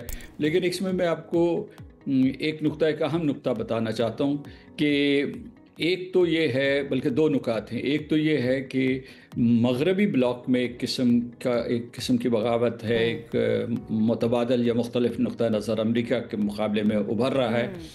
अगरचे उनकी हिम्मत नहीं हो रही, लेकिन उसके बावजूद ये उन्होंने बात कर दी है जो अमेरिका को बहुत नागवार गुजरी है। दूसरा नुक्ता उसमें यह है कि जो मगरबी ममालिक की स्ट्रीट है, आवाम है, उनके दबाव के तहत वो ये फ़ैसला कर रहे हैं। और तीसरी बात जो है इसमें ये याद रखने की है कि ख़ुद सदर ट्रंप की जो अपनी मेगा बेस है, उन्होंने जेनोसाइड का लफ्ज़ इस्तेमाल करना शुरू कर दिया। जो उनके मेक अमेरिका ग्रेट अगेन, जिसकी बुनियाद के ऊपर वो मंतखब हुए, जिसकी उनको बेतहाशा हिमायत हासिल है, वो भी सदर ट्रंप से फ़लस्तीन के बड़ा इंपॉर्टेंट पॉइंट मसूद साहब आपने उठाया है। और अगर हम अमेरिका के अंदर भी बात करें तो न्यूयॉर्क में अभी रिसेंटली जो एक न्यूयॉर्क की कैंडिडेसी के लिए बात हो रही है, उसमें ज़ोहरान ममदानी जो बड़ा ओपनली फ़लस्तीन को, नेतन्याहू को क्रिटिसाइज भी कर रहे हैं, और वो कहते हैं कि वो न्यूयॉर्क आएंगे तो उनको गिरफ्तार भी कर लिया जाएगा। उन्होंने कैंडिडेसी जीत ली है, तो हम ये समझे कि वहाँ की आवाम जो है वो भी अब अंडरस्टैंड कर रही है कि कौन यहाँ पर अग्रेसर है और किसके ऊपर जुल्म किया जा रहा है। जी बिल्कुल, 2 चीज़ें हो रही हैं वहाँ अमेरिका में। एक तो जो मुसलमानों की और अरब्स की स्टेरियोटाइपिंग थी, उसको चैलेंज किया जा रहा है। पहली मर्तबा अहले अमेरिका को ये बात समझ में आ रही है, अहले मगरब को समझ में आ रही है कि जो प्रोपेगेंडे के ज़रिए बताया गया था कि मुसलमान दहशतगर्द हैं, मुसलमान इंतहा पसंद हैं, मुसलमान जो है ईसाइयों और यहूदियों के दुश्मन हैं। तो लोगों ने कुरान पढ़ना शुरू कर दिया है, लोगों ने जो है उसकी तावीलात और तशरीहात को एक मरतबा नए सिरे से देखना शुरू कर दिया है। तो एक किस्म की वहाँ फ़हमो इदराक बढ़ रहा है इस्लाम के बारे में। और दूसरे ये है कि वहाँ जो इस किस्म की पॉलिसीज़ थी माजी में, जिनके बारे में सवाल भी नहीं, इसराइल नवाज़ पॉलिसीज़ थी और APEC की वजह से थी, उनके ऊपर बहुत से सवालात उठाए जा रहे हैं। और इसी का एक मज़हर जो है आप न्यूयॉर्क में भी देख रहे हैं। राइट। अच्छा, मार्को रूबियो अमरीकी वज़ीर ख़ारजा, उनसे ये सवाल हुआ गज़ा के हालात के हवाले से। उन्होंने कहा कि गज़ा के हालात का ज़िम्मेदार जो है वो हमास है।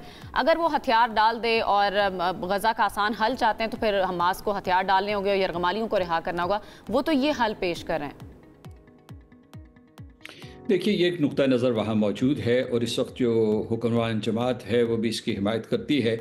लेकिन जो अहले फ़लस्तीन कहते हैं और अहले फ़लस्तीन के नुक्ता नज़र समझने वाले लोग ये कह रहे हैं कि जो नुक्ता आगाज़ फ़लस्तीन का, गज़ा का, वो अक्टूबर 7, 2023 नहीं है, बल्कि उससे पहले जो है 1967 से लेकर उस वक्त तक जो मज़ालम होते रहे उसका एक रद्द अमल हुआ।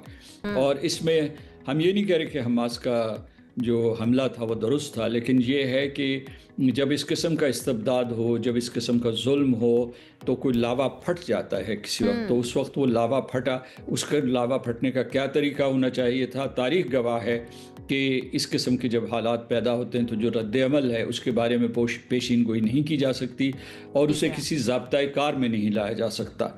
ये ठीक है कि हमास के हमले की वजह से फ़लस्तीन की जो रात थी, जुल्म की रात, तो और भी तवील हो गई, और भी गहरी हो गई, और भी हौलनाक हो गई। लेकिन ये एक किस्म का अहले फ़लस्तीन का एक एक्सप्रेशन था कि हमारे लिए ज़िंदगी और मौत बराबर हो गए। ऐसा ही है। अच्छा खान साहब, एक आखिरी बात समझा दीजिएगा क्योंकि वक्त हमारे पास हो चुका है ख़त्म। अगर बाकी तमाम ममालिक ऐलान कर दें कि वो फ़लस्तीन को रियासत तस्लीम करने के लिए तैयार हैं, अमेरिका ना करे, तो फिर इसका क्या मतलब होगा फ़लस्तीन के लिए? इसका मतलब ये है कि तातुल जारी रहेगा, जुल्म सितम जारी रहेगा। सबसे बड़ा इस वक्त ख़तरा ये है कि जो इसराइल का ग्रेटर इसराइल का प्लान है वो आगे बढ़ेगा। उसका मतलब ये है कि वो जो इसके शाम के भी हिस्से बखर करेंगे, ख़ासतौर से द्रूज़ का जो इलाका है और ऊपर जो है कुर्द का इलाका है और गोलान हाइट्स का, और लबनान में भी खलफशार जारी रहेगा। लेकिन सबसे बड़ा ख़तरा ये है कि जो गज़ा की पट्टी है उसमें इसराइली सेटलमेंट्स का आगाज़ हो जाएगा। बिल्कुल, और वो हम उसके मनाजिर हम अभी भी जो है वो देख रहे हैं। साबिक सफ़ीर मसूद खान साहब हमारे साथ मौजूद है। बहुत बहुत शुक्रिया सर आप दिया। आई होप कि गज़ा की जो सूरत हाल है उसमें थोड़ी नरमी आ सके। अल्लाह ताला उनकी हालत ज़ार पर रहम करे। हमें एक ब्रेक की तरफ जाना है, आप हमारे साथ रहिए।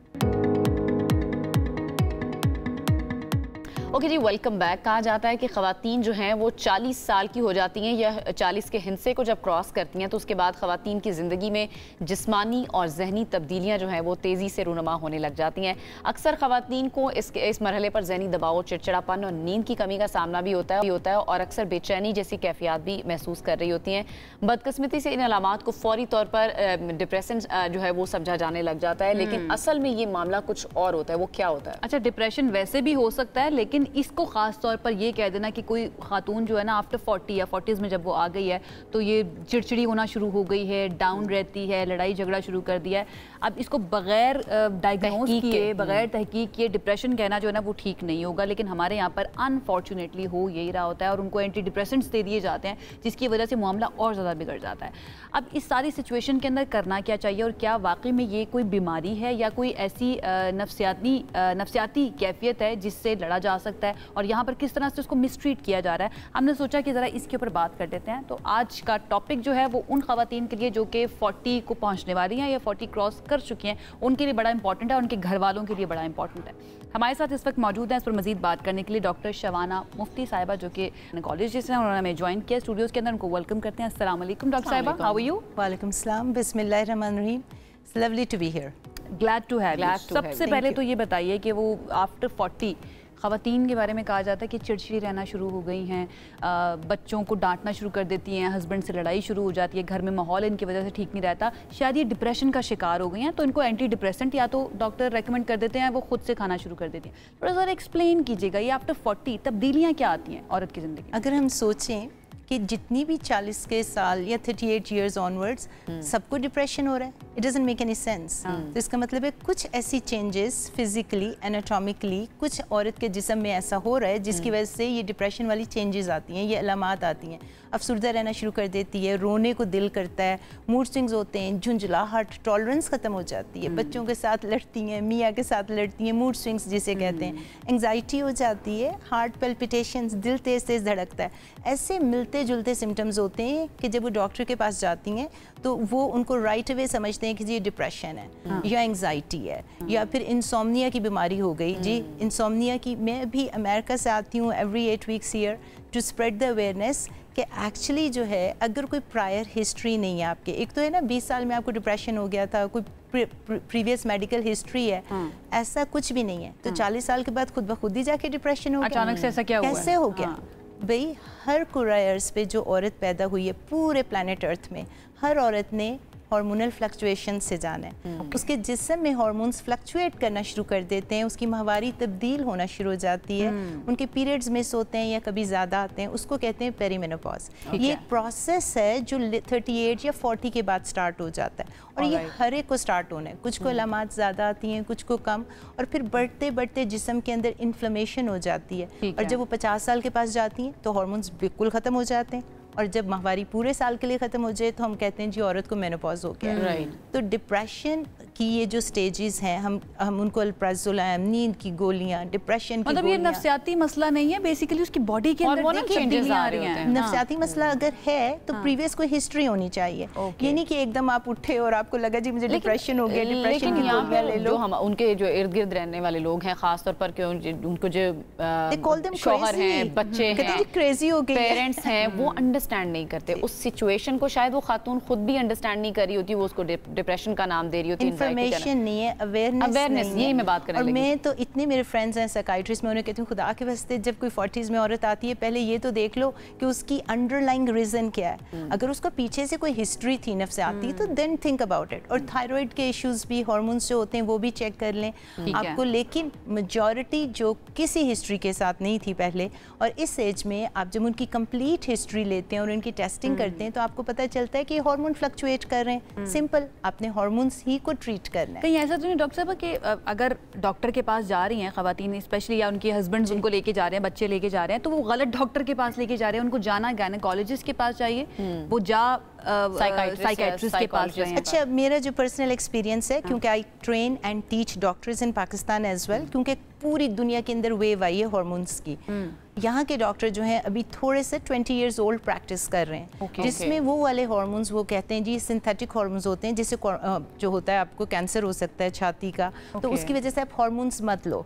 और वो पेरीमेनोपॉज या मेनोपॉज को ये कह के डिसमिस कर देते हैं औरत को, ये तो एक कुदरती अमल है, ये तो तुमने जो है होना ही है, तो इसको बर्दाश्त करो, इसमें कुछ करने की ज़रूरत नहीं है। फिर वो कहते हैं सप्लीमेंट्स ले लो, विच आई एग्री। सबसे पहले लाइफस्टाइल को आपने ठीक करना है, आपने सप्लीमेंट्स देने, अर्ब्स देने हैं, नींद अच्छी हो, स्ट्रेस ना हो, आप सारी वो चीज़ें कर लेते हैं। But that is not the treatment, क्योंकि ट्रीटमेंट तो वही होगा ना जिस चीज़ की कमी हुई है। क्या ट्रीटमेंट क्या है इसका? ट्रीटमेंट देखें जी पूरी दुनिया में जिसे हम कहते हैं हार्मोन्स, वो वाले जो नेचुरल हार्मोन्स हैं जो आपकी ओवरीज बना रही होती हैं जब एक बच्ची जवान होती है, 20 ईयर्स की बच्ची जिसके हार्मोन्स बन रहे होते हैं, वही वाले हार्मोन्स जिसे हम कहते हैं आइडेंटिकल टू बायोलॉजी या आइडेंटिकल टू योर बॉडी, यानी कि सेम हार्मोन का जो मॉलिक्यूल है वही स्ट्रक्चर आपने जिस्म में डालना है, वापस देना है। अब अगर आप टैबलेट देंगे जो पाकिस्तान में प्रोगिनोवा के नाम से आती है, प्रेमिलेट के नाम से आती है, फेमिस्टॉन के नाम से, इतनी सारे सिंथेटिक हार्मोन्स हैं, वो केमिकल्स हैं,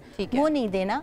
आपने बायोइडेंटिकल हार्मोन रिप्लेसमेंट थेरेपी देनी है, ठीक है, जो कि स्किन के थ्रू दी जाती है, सेल्फ मेडिकेशन नहीं करनी। एक चीज़ हम क्लियर कर देते हैं कि हम यहाँ पर किसी भी हार्मोन या उसके नाम को या किसी टैबलेट को हम इंडोर्स नहीं कह रहे हैं, बुरा नहीं कह रहे हैं, दिस इज़ वेरी इंपॉर्टेंट। अच्छा, इन द एंड डॉक्टर साहब ये बता दीजिएगा मुझे कि क्या इस चीज़ को रोका जा सकता है? अगर कोई नहीं लेना चाह रहा है किसी भी तरह की कोई टैबलेट या दवाई या हार्मोन नहीं लेना चाह रहा है, तो कोई खातून कुछ ऐसी तब्दीलियाँ अपनी लाइफस्टाइल के अंदर कर सकती है कि इन असरात को थोड़ा सा कम कर सके, खत्म ना भी करे, कम कर सके नेचुरली? पेरीमेनोपॉज की अगर आपका लाइफस्टाइल अच्छा है, अल्कोहल सिगरेट स्मोकिंग नहीं करते, आपको स्ट्रेस नहीं है, आपकी नींद अच्छी है, आप मैग्नीशियम विटामिन D3 को न्यूट्रिशनल डेफिशिएंसी नहीं है, कुछ ऐसे अर्ब्स होते हैं जो आप प्रिमरोज ले सकते हैं या शतावरी ले सकते हैं, या उसके साथ प्रोजेस्टेरॉन की चीज़ होती है वाइटेक्स, ये सारी वो चीज़ें होती हैं जो आपको एश्वागेंडा स्ट्रेस कम करने के लिए, लेकिन ये चीज़ें आपको इन्फ्लेमेशन को कम नहीं करती। प्लीज़ मैं ये बहुत ज़्यादा अवेयरनेस देती हूँ कि ये चीज़ें आपकी लाइफस्टाइल को बेहतर करके आपके सिम्टम्स को कम कर सकते हैं, लेकिन जो अंदर इन्फ्लेमेशन शुरू हो गई है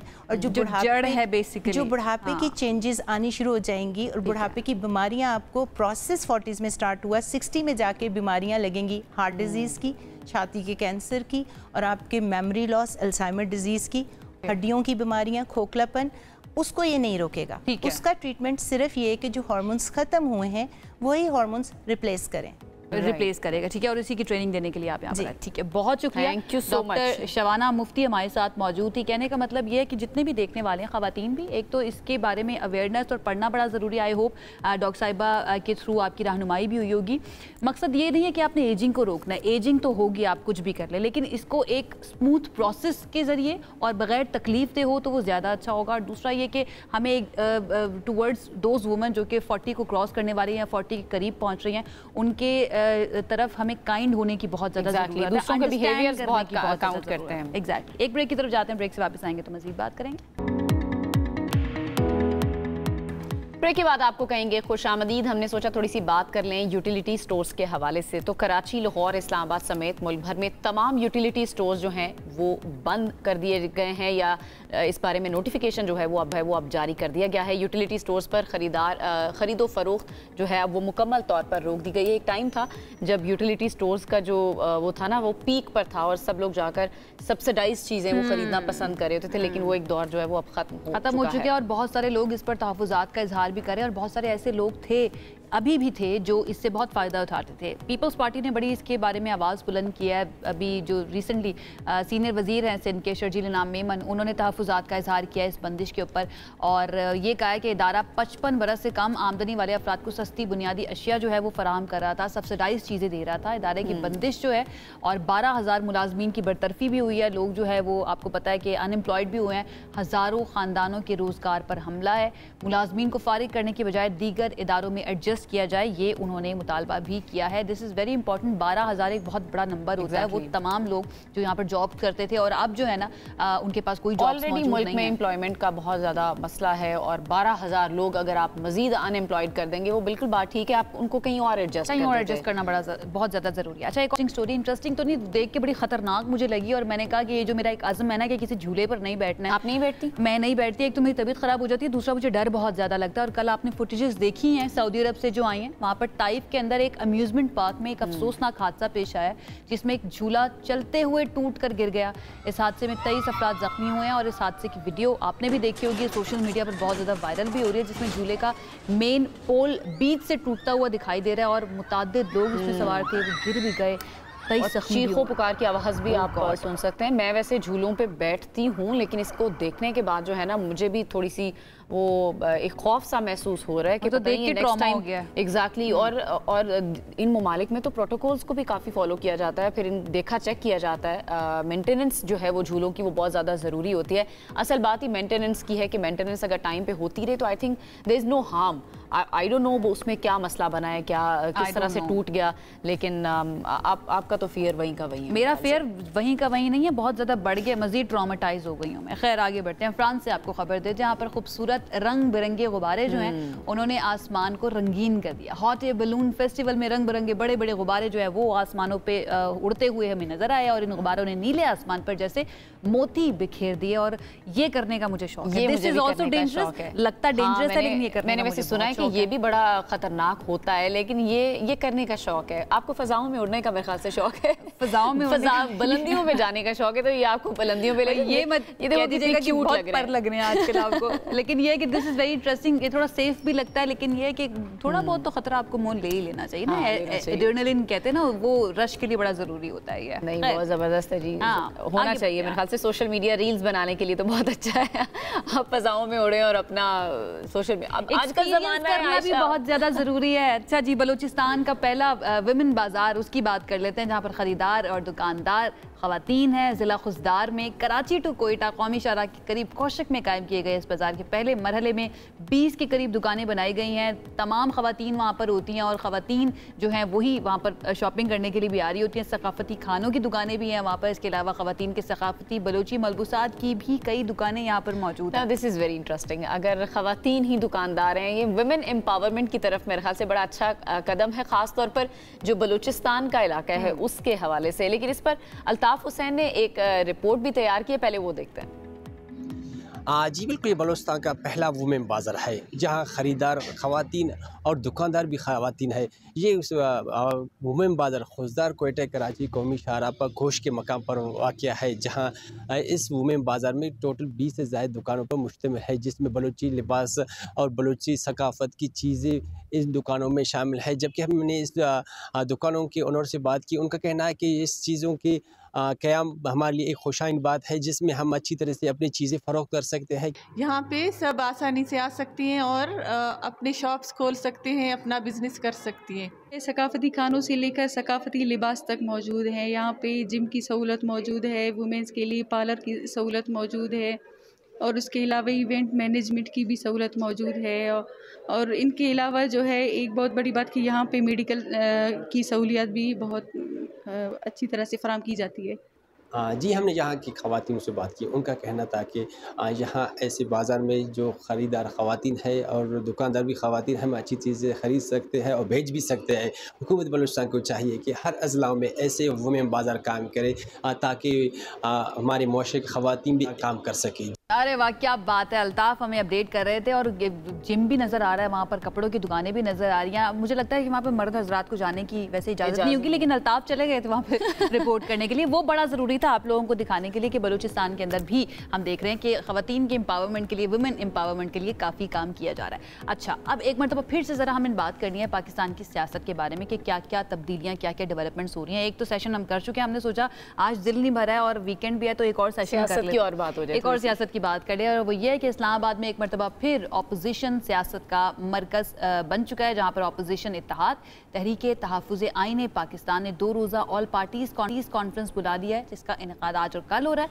अपोजिशन इत्तेहाद की बात करें तो इसके सरबराह महमूद खान अचकज़ई ने ऐलान किया है कि गिलगित बल्तिस्तान से गवादर तक पुरअमन एहतजाज किया जाए। अच्छा, उन्होंने ये भी कहा है कि इदारों को भी APC में मदऊ किया जाएगा ताकि तमाम जो फरीकैन हैं आइन के दायरे में रहकर अपनी जिम्मेदारियां अदा कर सकें। जबकि दूसरी जानिब तहरीक इंसाफ की जानिब से भी 5 अगस्त को मुल्कगीर एहतजाज की कॉल दी जा चुकी है और उसके लिए पार्टी की तैयारियां भी की जा रही हैं। लेकिन यहाँ पर सवाल ये है कि क्या ये APC जो है, क्या वाकई ये मुत्तहिदा अपोजिशन के ख्वाब को हकीकत में बदल सकेगी और क्या जमीयत उलमा इस्लाम फे जैसी जमातें इस तहरीक से हम आहंग हैं, और अगर हैं तो APC में इदारों को बुलाने के फैसले से वो मुत्तफिक हो पाएंगी या नहीं। तो इस तरह के बहुत सारे सवालात हैं जो यहाँ पर जन्म ले रहे हैं। हमने सोचा इस पर थोड़ी सी बात कर लेते हैं और इसी पर बात करने के लिए हमने दावत दी है। हमारे साथ मौजूद हैं JUI के सेनेटर कामरान मुर्तज़ा साहब। कामरान मुर्तज़ा साहब, वेलकम करेंगे आपको शो में। सबसे पहले तो ये बताइएगा कि JUI फे तहरीक तहफ़्फ़ुज़ आइन की ऑल पार्टीज़ कॉन्फ्रेंस में शिरकत कर रही है और इस कॉन्फ्रेंस के एजेंडे पर आपसे कोई मुशावरत भी हुई है इस बारे में? मौलाना साहब इस वक्त मुल्क से बाहर हैं और जो मेरा इल्म है मौलाना साहब से मुमकिन है कि मैं गलत हूँ, मगर उसमें कोई बातचीत मौलाना साहब से शायद नहीं हुई, क्योंकि अगर हुई होती तो शायद किसी की ड्यूटी अब तक लग चुकी होती कि आपने शिरकत करनी है या ये शिरकत नहीं करनी। अलबत्ता जो है मुझे ज़ाती तौर पे बतौर वकील जो है एक दावतनामा मेरे वकील दोस्तों ने भिजवाया है, वो है, मगर इसके अलावा मुझे मेरा ख्याल है कि मौलाना साहब को नहीं इनवाइट किया। ठीक है। अच्छा कामरान साहब, आप समझते क्या है, क़यादत इसकी महमूद अचकज़ई साहब कर रहे हैं, तो उनकी बुलाई गई APC के अंदर तमाम जमातें इकट्ठी हो पाएंगी, वो कर पाएंगे सबको इकट्ठा?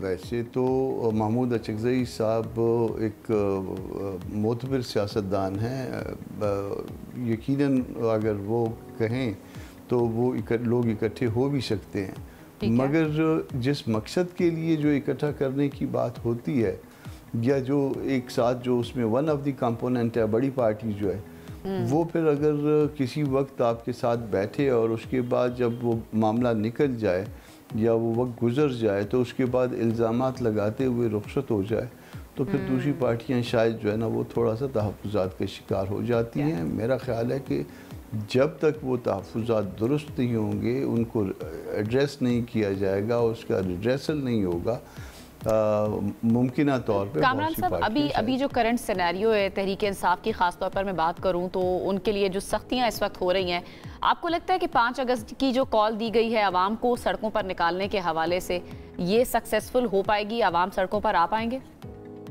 ऐसा है कि 2 चीज़ें इसके लिए ज़रूरी होती हैं, एज ए पोलिटिकल वर्कर बता रहा हूँ और किसी तासुब से पाक होके। एक तो ये कि पिछली 2 दफ़ा में जो कॉल्स दी गई हैं उसका क्या अंजाम हुआ और किन की वजह से ये अंजाम हुआ, किस तरह से ये अंजाम हुआ, किस तरह से इसको इस अंजाम पे पहुंचाया गया।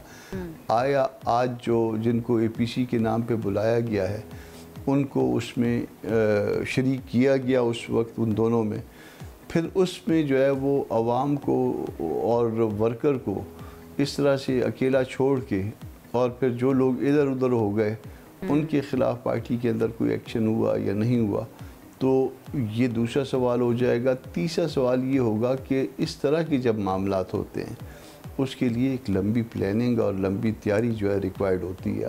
5 अगस्त के लिए इस तरह से पूरे मुल्क को मोबिलाइज़ करने के लिए जो है कोई इस तरह की बात कर पाएगा, इसके लिए बहुत लंबी तैयारी होती है। हम जब अपने जलसे प्लान करते हैं 2-2, 3-3, 4-4 महीने पहले हमारे जहन में होता है कि ये हमने जलसा करना है, उसके लिए फिर तैयारी भी शुरू हो जाती है और इवन जो हमारी टॉप लीडरशिप होती है वो तक इन्वॉल्व होती है, भले वो छोटी जगह पे जलसा हो, मगर वो जो है हदायत लेती भी रहती है, देती भी इंस्ट्रक्शंस देती भी है, और वो जो कुछ भी उसमें राब्ते होते हैं उस तरह से वो उनके साथ राब्ते में रहते हैं। मगर जो है इस तरह से कभी नहीं हुआ कि उनको छोड़ दिया जाए या 4-5-6 दिन पहले जो है उसके लिए जो है वो फिर इकट्ठा हुआ जाए, और फिर 5-6 दिन में तो आप कन्वे नहीं कर पाएंगे दोस्तों को। मुझे जो है इसमें शकूक है, मगर बहरहाल साहब यहाँ पे ये भी तो इम्पोर्टेंट सवाल है ना कि अब जो ये फैसला आया इंसदाद दहशत गर्दी का और जो सज़ाएं सुनाई गई हैं उसके बाद 5 अगस्त की कॉल जो है उसके ऊपर अमली तौर पर इकदाम हो पाता है या नहीं हो पाता, ये भी बड़ा अहम सवाल है। कुछ मुबस्सरीन इस पर उठा रहे हैं। ये बताइएगा कि आपकी एक नशिस्त हुई है JUIF की जमात इस्लामी के साथ, तो कुछ लोग ये भी कह रहे हैं कि शायद MMA तर्ज मुत्तहिदा मजलिस अमल टाइप का कोई इत्तेहाद भी जो है ना हो सकता है, तो क्या इस बारे में कोई इम्कान है, कोई इस तरह का इत्तेहाद बन सकता है? ये एक ख्वाहिश हमेशा से मौजूद रही है कि मजहबी जमातें आपस में बहुत नज़दीक आएँ और नज़दीक रहें। भले सब अलग अलग जमातें हैं, उनके अपने अपने प्रोग्राम हैं, मगर वो जो है ना बुनियादी तौर पे जब कोई मज़हब की बात करता है, इस्लाम की बात करता है, तो उनके दरमियान एक गहरा रिश्ता, दूसरों से गहरा रिश्ता मौजूद होना चाहिए। तो उस एहसास के नीचे जो है ये मुख्तलिफ अटैम्प्ट्स होती रहती हैं, मुख्तलिफ बातचीत चलती रहती हैं। MMA वैसे तो कभी डिज़ोल्व नहीं हुआ मेरे इल्म के मुताबिक, तो वो मौजूद है, आप उसको इनएक्टिव कह सकते हैं, किसी वक्त भी जो है ना एक्टिव। कामरान मुर्तज़ा साहब, जो KP के इस वक्त हालात हैं, ख़ास तौर पर अमन व अमान की सूरत हाल के हवाले से अगर हम बात करें, आपकी नज़र में उसका पायदार हल क्या हो सकता है? आप जो अगर ये कशीदगी और पायदार हल या अमन की बात करेंगे तो आपको 3 सूबों में जाना पड़ेगा, खैबर पख्तूनख्वा में, बलूचिस्तान में और सिंध के कच्चे इलाकों में। और इन 3 जगहों में ये तकरीबन एरिया जो है वो पता नहीं 50% बनता है, पता नहीं 60% बनता है, या इससे भी ज़्यादा बनता है। अमन अमान की हालत बहुत ज़्यादा मखदूश है। आप अक्सर इलाकों में एक मखसूस वक्त के बाद जो है वो ट्रैवल भी नहीं कर सकते।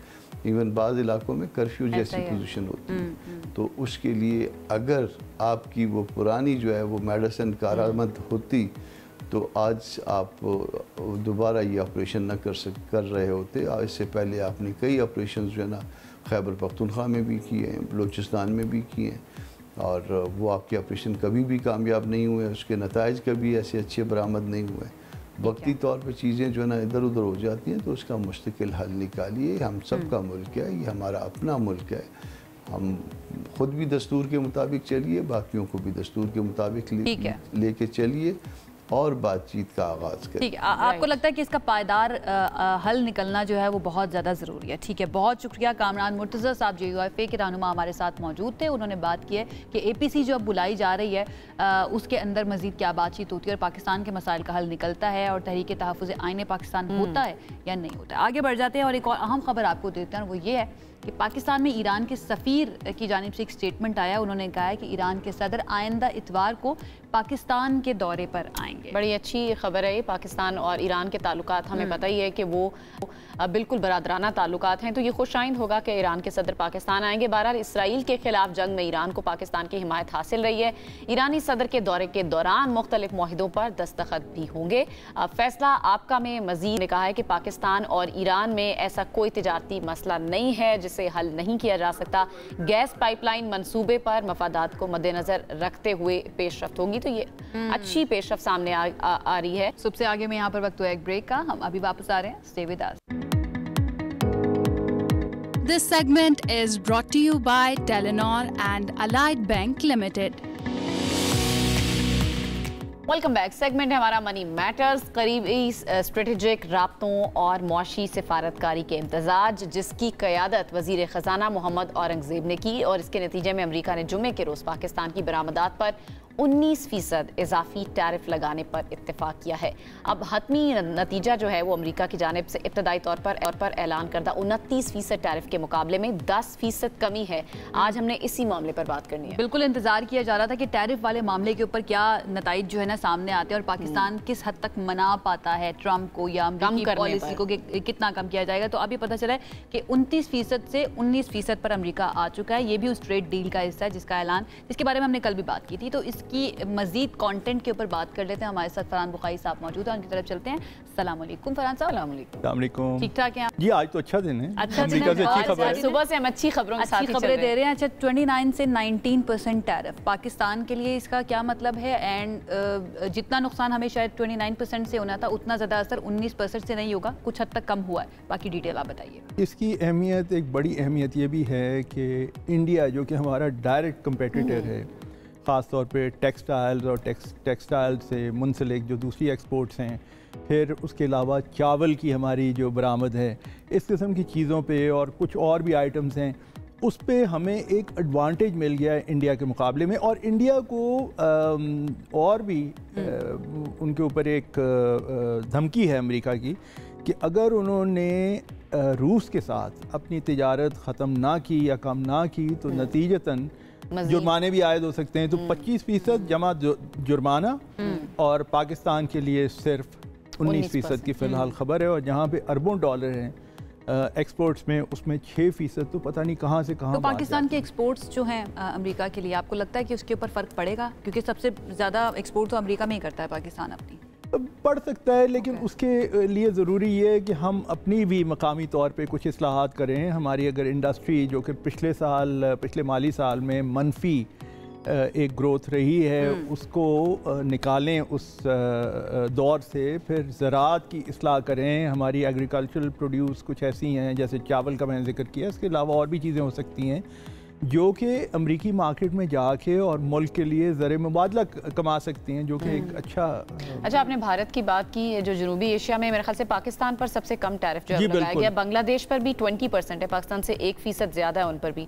तो आपको क्या लगता है पाकिस्तान का जो पिछले दिनों पाकिस्तान ने कोशिशें की हैं सिफारती लिहाज से भी, कितनी बड़ी कामयाबी पाकिस्तान को उस लिहाज से, उस एंगल से हम देखें तो मिली है कि सारे ममालिक में से कम टैरिफ पाकिस्तान पर है? गो के बांग्लादेश हमारा एक बिरादर इस्लामी मुल्क है और ख़ास तौर पे जो वहाँ पे सियासी तब्दीली हुई उसके बाद ताल्लुकात बेहतर हुए हैं, लेकिन 20% के अलावा कुछ और भी ख़बरें हैं कि शायद उन पे कुछ जुर्माना भी आयद हो सकता है। अभी इनकी तस्दीक करना बाकी है। लेकिन पाकिस्तान के लिए एक ये नया रास्ता खुल गया और बेहतर रास्ता खुल गया। और आज एक और भी बड़ी दिलचस्प खबर है कि पाकिस्तान की एक कंपनी ने, ऑयल कंपनी ने अमेरिका में मुआहदा किया है और ख़ाम तेल की इस महीने में अगस्त में वहाँ से रवानगी होगी पाकिस्तान के लिए, एक शिपमेंट की और अक्टूबर तक पहुँचेगी पाकिस्तान में। जी पाकिस्तान में पहुँचेगी। और ये भी देखना है कि ये जो ख़ाम तेल की बात हुई है और हमने इस प्रोग्राम में भी जिक्र किया है कि अगर हम अमेरिका से इंपोर्ट करते हैं तो क्या उसके असरात हमारी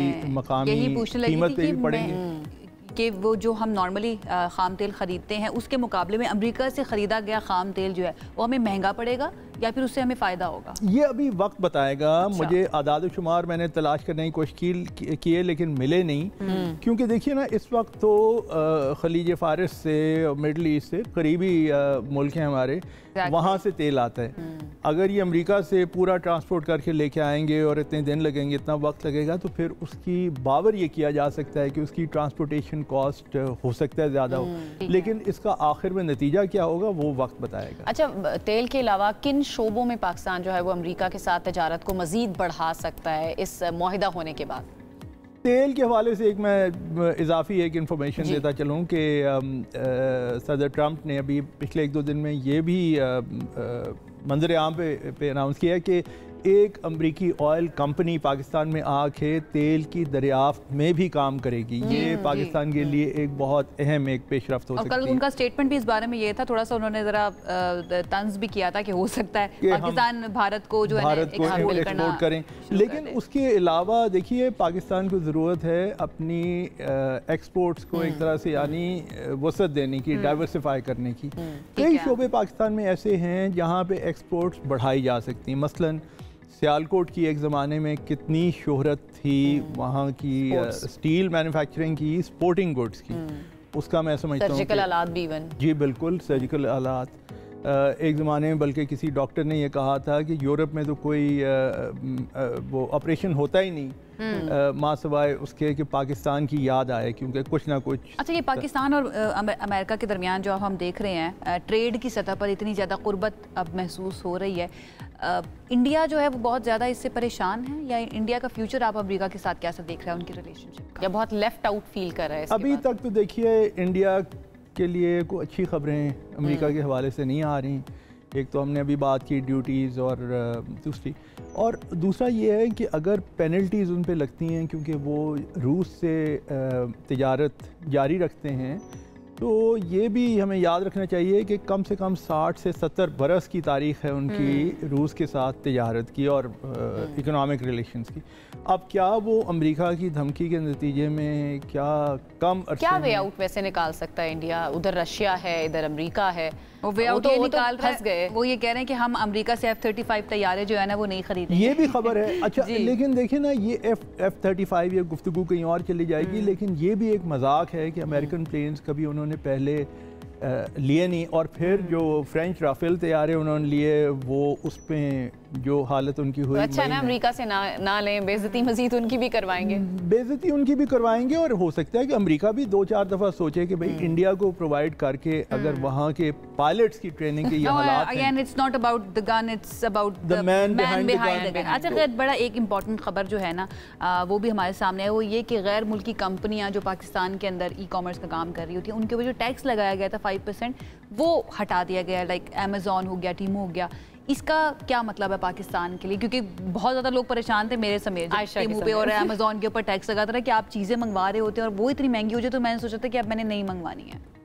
एक तो आपको मुबारक हो, आज जुमे का दिन है कि आप फिर अपनी सप्लाई लाइन की तरफ देख सकते हैं। लेकिन ये जो तिजारती मुज़ाकरात हुए हैं जिन्हें बड़ी कामयाबी से फाइनेंस मिनिस्टर मोहम्मद औरंगज़ेब साहब ने ख़ुद लीड किया, वाशिंगटन में इस वक्त मौजूद हैं, उसके नतीजे में जो गिव एंड टेक हुआ है, जो पाकिस्तान का अमेरिका के साथ कुछ दो वाली बात हुई है, इसी तरह मुज़ाकरात चलते हैं, तो उसमें उससे मुंसलिक ये खबर थी एक आध दिन पहले, बल्कि बुध को, कि ये पाकिस्तान ने जो बजट में अनाउंस किया था वो विड्रॉ कर लिया। और मेरे ख्याल में आम सार्फिन के लिए ये एक अच्छी खबर है, आप जैसे लोगों की बहुत अच्छी खबर है डेफिनेटली। एंड आई होप अब ये जो नई ट्रेड डील हुई है अमेरिका और पाकिस्तान के दरमियान, ये भी पाकिस्तान की इकोनॉमी के लिए अच्छी और हमारे ताल्लुकात ऐसे ही अच्छे भी रहे अमेरिका के साथ। बहुत शुक्रिया, हमारे साथ मौजूद थे। और इसके साथ ही वक्त जो है वो भी खत्म हो चुका है प्रोग्राम का। अपने दिन को अच्छे तरीके से एंजॉय कीजिए, इनफैक्ट अपने वीकेंड को अच्छे तरीके से एंजॉय कीजिए। हम आपसे मुलाकात करेंगे इंशाल्लाह मंडे को। अपना ख्याल रखिए, अल्लाह हाफिज़।